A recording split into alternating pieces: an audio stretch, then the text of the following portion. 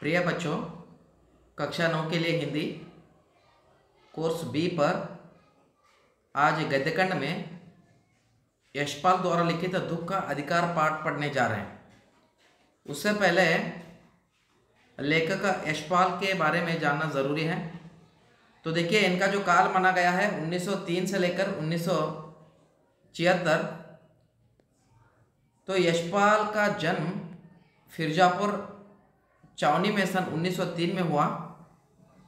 इन्होंने आरंभिक शिक्षा स्थानीय स्कूल और उच्च शिक्षा लाहौर में पाई। स्थानीय शिक्षा मतलब जैसे कि प्राथमिक शिक्षा के तौर पर प्राइमरी एजुकेशन बोलते हैं। आरंभिक शिक्षा स्थानीय स्कूल में यानी लोकल स्कूल में, उसके साथ साथ उच्च शिक्षा लाहौर में पाई, पाकिस्तान लाहौर। तो वहाँ पे इनकी क्या हुई, उच्च शिक्षा प्राप्त हुई यानी हायर एजुकेशन। यशपाल विद्यार्थी काल से ही क्रांतिकारी गतिविधियों में जुटे हुए थे। क्रांतिकारी जैसे कि आपने क्रांतिकारियों का नाम सुना होगा, भगत सिंह है, चंद्रशेखर आज़ाद है, वीर सावरकर है, नेताजी सुभाष चंद्र बोस हैं। ऐसे बहुत सारे लोग हैं कि भारत को आज़ाद करवाने के लिए स्वतंत्र आंदोलन में जुटकर अंग्रेजों का सामना किया। तो उन क्रांतिकारियों में से यशपाल भी माने जाते हैं, यानी इनकी आलोचना जो थी क्रांतिकारी गतिविधियों में से थी। उसके बाद अमर शहीद भगत सिंह आदि के साथ मिलकर उन्होंने भारतीय स्वतंत्र आंदोलन में भाग लिया। पॉइंट भी नोटेड, जैसे कि भगत सिंह के बारे में आप जानते हैं, इनकलाब जिंदाबाद जो कहा था, जो कहावत इन्होंने दी थी, इनकलाब जिंदाबाद। सो भगत सिंह के साथ मिलकर इन्होंने स्वतंत्र आंदोलन में काम किया था। तो बहुत गर्व की बात है कि यशपाल जो भगत सिंह के साथ काम किए हैं। यशपाल की प्रमुख कृतियां हैं देशद्रोही।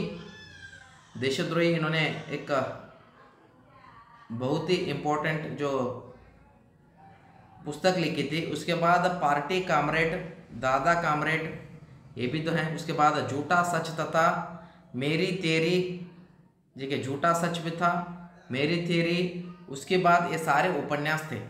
देशद्रोही उपन्यास है, पार्टी कामरेड, दादा कामरेड, झूठा सच तथा मेरी तेरी। उसके बाद ये सारे उपन्यास हैं। आपको ये याद रखना है क्योंकि जो लेखक या कवि परिचय से स्टैंडर्ड 9th हो या स्टैंडर्ड 10th हो, वहाँ पे आपके अंतिम परीक्षा में कोई भी प्रश्न नहीं पूछा गया है।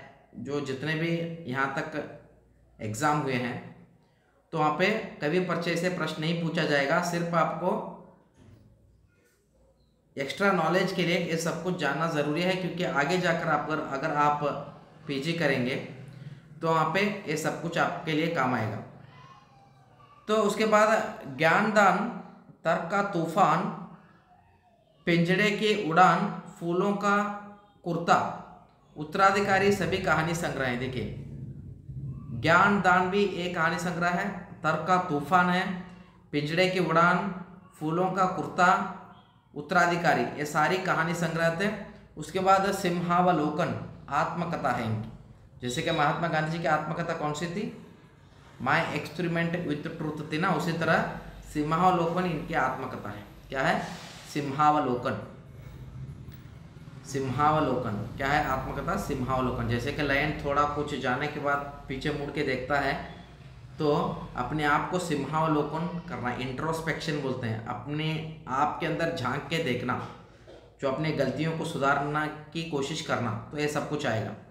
तो मेरी तेरी, उसकी बात पर यशपाल को साहित्य अकादमी पुरस्कार मिला।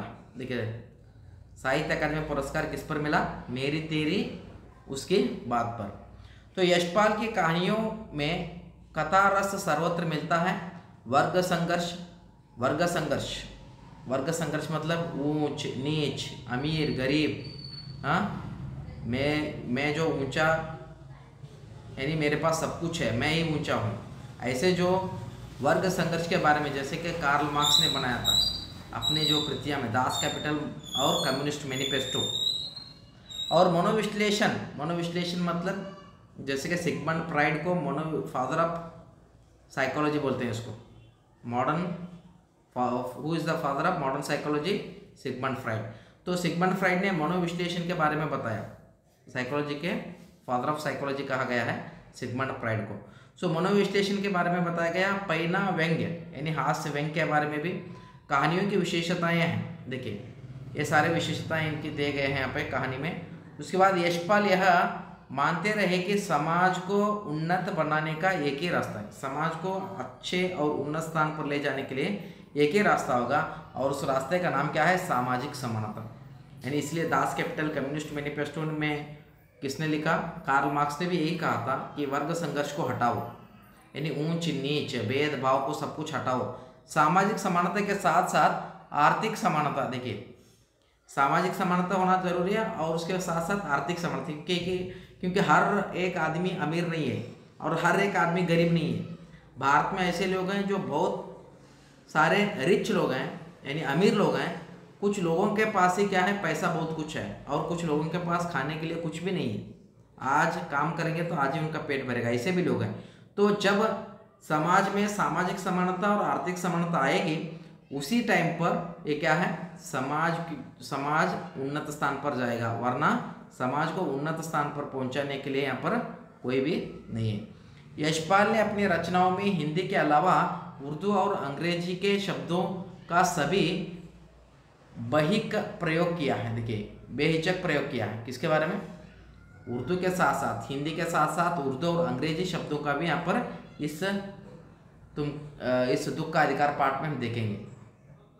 उसके बाद प्रस्तुत कहानी देश में फैले अंधविश्वास जैसे कि हम मानते हैं ऐसे आग बंद किए, जो झूठ है या सच्चा है, हाँ उसके बारे में बिल्कुल सोचते नहीं है। अंधविश्वास है हमारे बहुत सारे, राइट। ऊंच नीच यानी मैं ऊंचा हूँ आप नीचे हैं, या मैं अमीर हूँ आप गरीब हैं, ऐसे सब कुछ, यानी भेदभाव को बेनकाब यानी वर्णन उजागर करते हुए यह बताती है कि दुख को अनुभूति सभी को समान रूप से होती है। दुख की अनुभूति यानी दुख जो है सबको एक ही तरह होते हैं। मुझे दुख लग रहा है, अगर किसके घर में, अगर हमारे घर में मृत्यु हो गई तो मुझे जितना दुख लगेगा, आपके घर में मृत्यु हो गई तो आपको भी उतना ही दुख लगेगा। यानी सबको दुख की अनुभूति इक्वल रहती है। ऐसा नहीं कि अमीर लोग हैं तो उनको दुख ज़्यादा होगा, गरीब लोग हैं तो दुख कम होगा, ऐसा बिल्कुल नहीं। दुख इक्वल रहती है। और उसके बाद कहानी धनी लोगों की अमानवीयता, धनी लोगों मतलब जिसके पास बहुत कुछ पैसा है वह अमानवीय यानी मॉरलिटी नहीं रहती उनके पास, अमानवीय और गरीबों को मजबूरी को भी पूरी गहराई से उजागर करते हैं। गरीबों की मजबूरी है, गरीब तो दुख भी मना नहीं सकता ठीक तरह से क्योंकि गरीबी है, तो दुख को मनाने के लिए कुछ अधिकार, यानी दुख का अधिकार पाठ में क्या है, गरीब होने के नाते दुख को मनाने का अधिकार भी उसके पास नहीं है। तो यह सही है कि दुख सभी को तोड़ता है। देखिए दुख क्या है, सभी को तोड़ रहा है। दुख में मातम मानना हर कोई चाहता है, दुख में दुख से दूर रहना हर कोई चाहता है, दुख किसी को नहीं चाहिए। दुख के क्षण से सामना होने पर सब अवश्य हो जाते हैं। देखिए दुख आने पर सब लोग यहाँ पर क्या है, टूट जाते हैं, दिल टूट जाता है, बहुत दर्द पहुंचता है। पर इस देश में ऐसे भी अभागे लोग हैं जिन्हें न तो दुख मानने का अधिकार है न अवकाश। ऐसे भी जो लोग हैं, जो गरीब लोग होते हैं, उनको दुख मानने का अधिकार भी नहीं है और अवकाश भी उनको नहीं मिल रहा है। तो समझ में आया। सो ये पार्ट में सिर्फ इतना काफ़ी है, आगे जाके हम दुख का अधिकार पाठ प्रारंभ करेंगे नेक्स्ट सेशन में। सिर्फ अभी कवि परिचय में यशपाल के द्वारा आप जानने की कोशिश कीजिएगा। Thank you so much for attending this session. Have a nice day.